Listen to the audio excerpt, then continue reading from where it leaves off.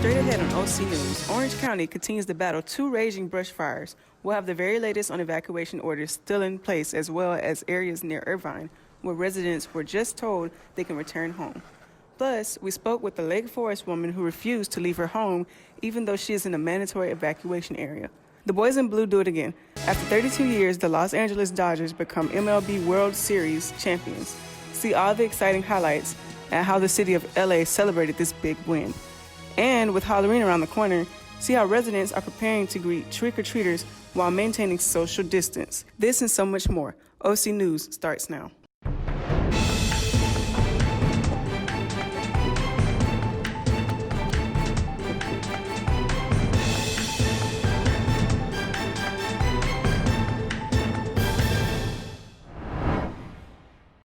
Welcome, and thank you for joining us at OC News.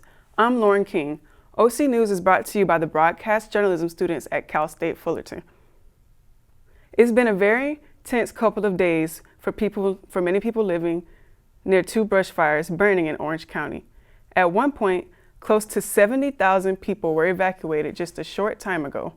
Many Irvine and Lake Forest residents were allowed to return home as the Santiago fire poses less of a danger to them. But the situation with the Blue Ridge fire is still precautious. This fire is still burning parts of Yorba Linda, Brea, and Chino Hills. Is only 16% contained. We go live to news reporter Bianca Lambert, who has the very latest on the Blue Ridge. Bianca?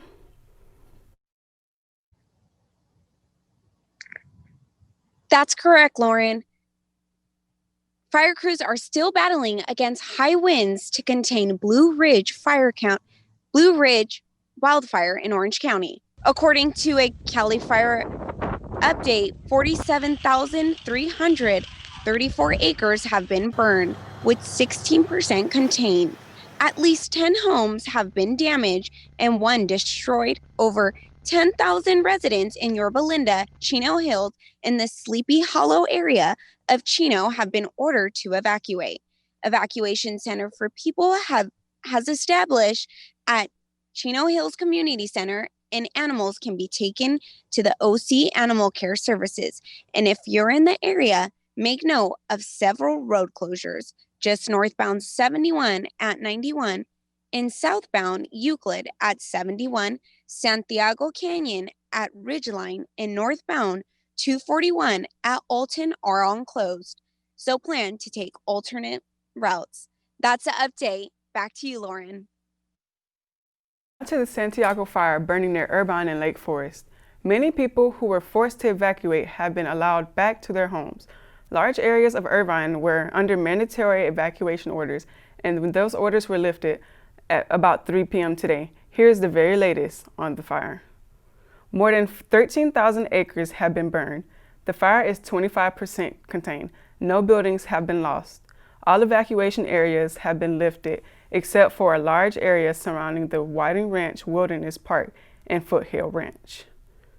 Many people who live in Lake Forest and Irvine were told to evacuate within only a few minutes to gather their belongings and get out at one point. Flames could be seen moving dangerously close to backyard fences, but not all residents left. Some decided to stay and protect their property. One Foothill Ranch resident, Linda Medina, stayed in her home even though she was in a mandatory evacuation area. Linda joins us live. Thank you for joining us. Linda? Hi, thank you. Hi. All right, thank you. So Linda, it had to be very stressful with the fire coming close to your home. When did you get the evacuation notice and what were you thinking? Well, the notice came about 5 p.m. on Monday afternoon. And at the time, I was slightly concerned, but I didn't feel like I was in any immediate danger. Okay. But you decided not to leave. How come? That's correct. Well, I live in a really great community with our neighbors being really close, and we all kind of got together and communed and thought, well, let's just kind of stick it out and see how it progresses. And I have to say the communication was great through social media. And I was right at the border of where the mandatory evacuations were mandatory. And so we just decided just to see how things progressed, and we watched it very closely, and we were ready to go at any time. but we just kind of stuck together as a community. Right, sounds good. It all worked out fine, but did you worry that maybe you should have left? No, I really didn't. Like I said, we really were updated um, through social media and all the different, communications through Lake Forest community. So we really knew what was happening. So we could really watch it closely. So we felt like we were safe. Okay. How's the situation now where you live? Right now, it's great. They released the mandatory evacuations, so people are starting to come home.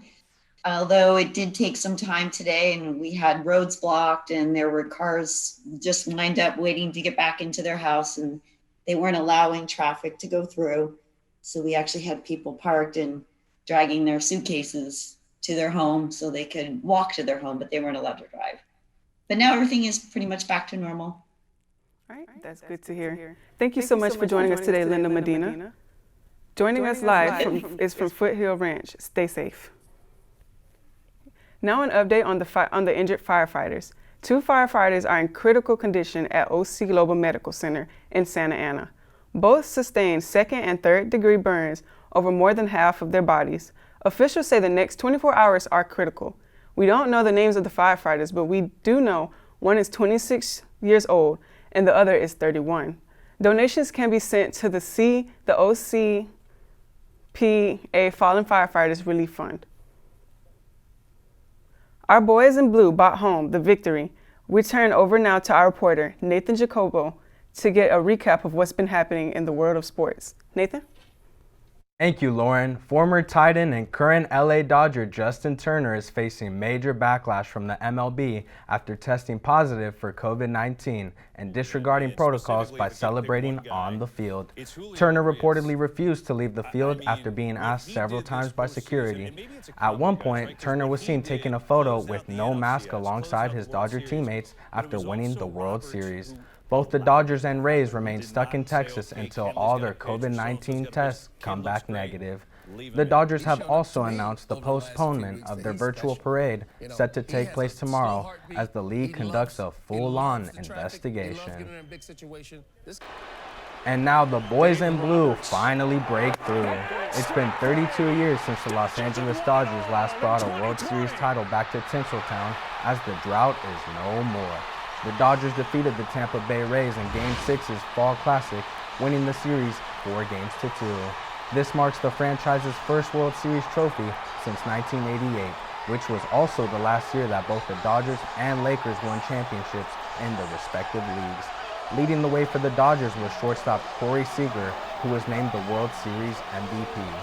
This is the Dodgers' 7th title in franchise history, as they hope to repeat once again next season as heavy favorites. Dodger fans quickly piled up in bunches as they roamed the streets of Los Angeles, celebrating a Dodgers World Series victory after several years of heartbreak. The Dodgers plan to open their stadium tomorrow for fans looking to purchase World Series merchandise. Moving on to the NBA, after the NBA's isolated bubble at Walt Disney World was deemed a success, owners and league officials hope to get the players back on the court as soon as possible. According to reports, LA Lakers star LeBron James and other stars are looking to push back the NBA's return of basketball on Christmas Day and instead move it back to January 18th, which is Martin Luther King Day. The players hope to recover from nagging injuries and the mental effects that took place as they were away from their families for months in Orlando. Should the NBA return in January with limited fans or no fans at all, they are expected to use fake crowd noise and hire in-arena entertainers. Finishing off with the NFL, the league announced today that fans will be welcomed back at 20% capacity for Super Bowl 55. Super Bowl 55 is scheduled to take place on February 7th of next year at Raymond James Stadium in Tampa Bay, which is also home of the Buccaneers. As the league has seen spikes in cases for several teams over recent weeks, the plan still remains to have fans in attendance, even if they have to push the date back. Fans are expected to sit within 6 feet distance of each other in small pods, something that the NFL has yet to unveil. The league hopes to remain on schedule for the remaining 9 weeks in the season. Should they need to reschedule, the plan is to finish no later than March. That is all for now for sports. Now let's send it back to Lauren. Coming up after the break, a new study reveals that one specific county is more likely to have the COVID-19 virus. Find out if you live in the affected area. With only 6 days left to election night, we'll have the latest updates on everything you need to know for the elections.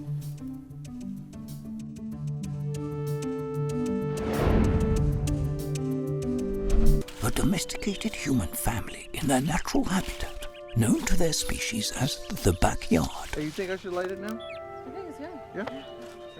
Oh dear, someone is about to burn a pile of debris that's too tall, which can start a wildfire. Wait, could it be? Blimey, it is. It's Smokey. It's Smokey Bear. What a legend. What's he Hey, doing it's here? Smokey. Sorry, it was too high. Right. Watch as he astutely ensures that there's no wind, and how he removes some of the debris to create a smaller, safer burning pile. No, you me to said, make it big. no, you said make it bigger, baby. The bigger, the better. Take note of Right. our fearless furry friend here, humans. I appreciate it. Fist bump. He watching you. Smokey's done it again. Bye, Smokey. Only you can prevent wildfires. Orange County has taken a step backwards in its coronavirus recovery. For the first time in 2 weeks, the county has climbed further into the red tier of the Department of Public Health's 4-tiered recovery tracker. The red tier label is the spread of the virus as substantial and will restrict Orange County's ability to further reopen. A study conducted by researchers with University of California, Irvine has found that as many as 12% of Orange County residents contracted coronavirus before summer. This study, which tested for the presence of coronavirus antibodies, shows that almost 6 times as many residents contracted the virus before summer. The study also continues to indicate that the pandemic impacts lower-income residents more severely, with 15% of lower-income participants showing the presence of antibodies. This year will be a definitely memorable one with the days away from the presidential election. There has been record-breaking numbers with voter turnout, and that is including the in-person ballots. The candidates are on the road with leading poll numbers. Reporter Andrea Cavalj has the latest updates in politics. Andrea? Thank you, Lauren. The road to Election Day has, to say the least, been a chaotic one. That has not stopped early voting from continuing and proving effective, with more than 68 million people already have cast their ballots before November 3rd. Many officials believe there will be a turnout of over 150 million people voting in this election. The early voting turnout is already more than half of ballots cast in the 2016 presidential election.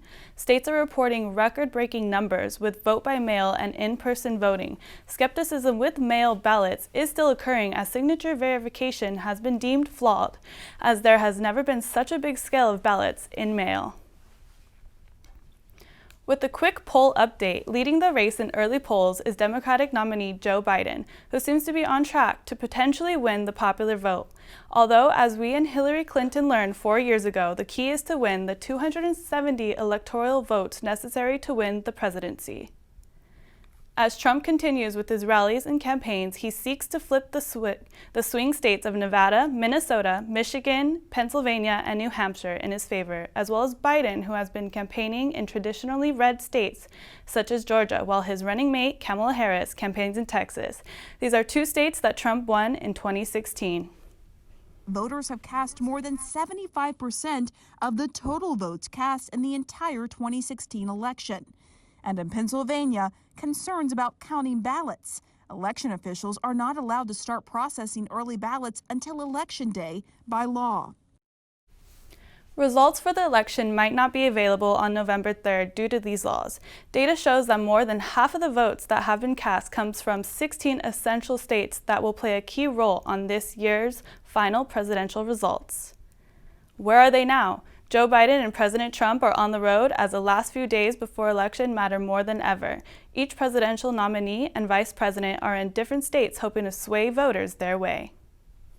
As President Trump holds rallies with cheering supporters, That's a lot of people. Joe Biden is off the campaign trail, attending a virtual discussion on the COVID pandemic. It's going to take a lot of hard work to end this pandemic. I'm not running on the false promise of being able to end this pandemic by flipping a switch.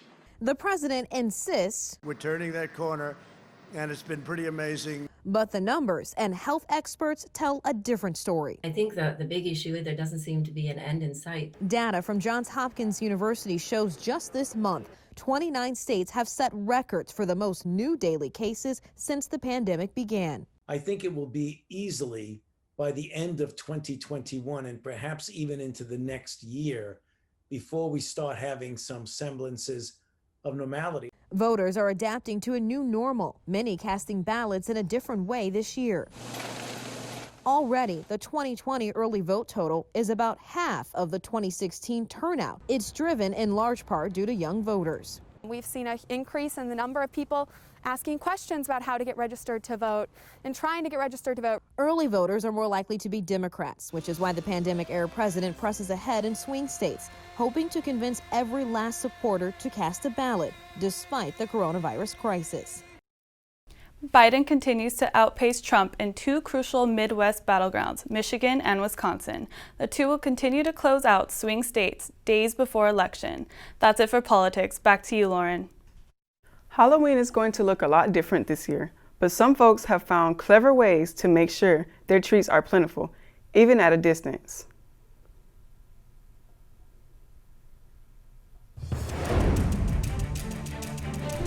You could be spreading the coronavirus without realizing you have it, so do your part and stay home. It's important to limit in-person interaction with anyone outside of your immediate household, but phone and video chat are safe ways to connect. It's also important to limit social gatherings. If you need essential items like food and medicine, try using a delivery service. If you must leave your house for essential items, or if you want to take a walk for exercise, make sure to wear a cloth face covering. Stay at least 6 feet away from other people. Try not to touch frequently touched surfaces like light signals, street signs, or benches. And wash your hands with soap and water for at least 20 seconds as often as possible. This advice applies to people of any age, including teens and younger adults. It takes all of us to slow the spread of the coronavirus, so stay home unless absolutely necessary. Visit coronavirus.gov for the latest information. With an ongoing pandemic, many Halloween enthusiasts will not be able to go out and enjoy trick-or-treating this year. But one resident in Massachusetts has created a unique way to attract trick-or-treaters while maintaining social distancing. CNN reporter Sam Reed gives us all the spooky details. Ghosts and goblins will greet you at this home in Warwick.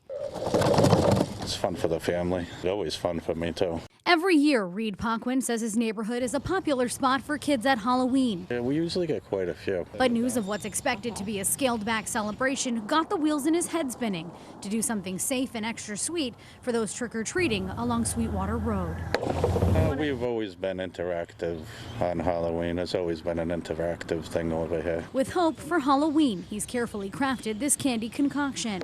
You just used stuff I had hanging around, a piece of string that the pipe would slide down with an old license plate that I had. With limited trial and error, it's perfect for social distancing. This way here, it just falls on that piece of wood there or whatever I put down there, and then they could just grab a bag of candy and run away with it. This traveling act secures the bag, which then shoots down the string and out of a bat's mouth. The promising process can be repeated over and over again. Really simple. All you got to do is just tie it off high to the house and let gravity do the work. This way, there will be no contact with kids, who will surely get a kick out of it. Probably going to put a costume on, I'll have gloves on or whatever. Reed says his granddaughter has already tried it out. And she had a blast with it. She thought it was so funny. The candy would fly out. She was so happy. And that's going to do it for us here at OC News. I'm Lauren King. From all of us here at OC News, have a good night. We'll see you back here on Wednesday at 5 p.m. for another edition of OC News. Stay safe, everyone. Goodbye.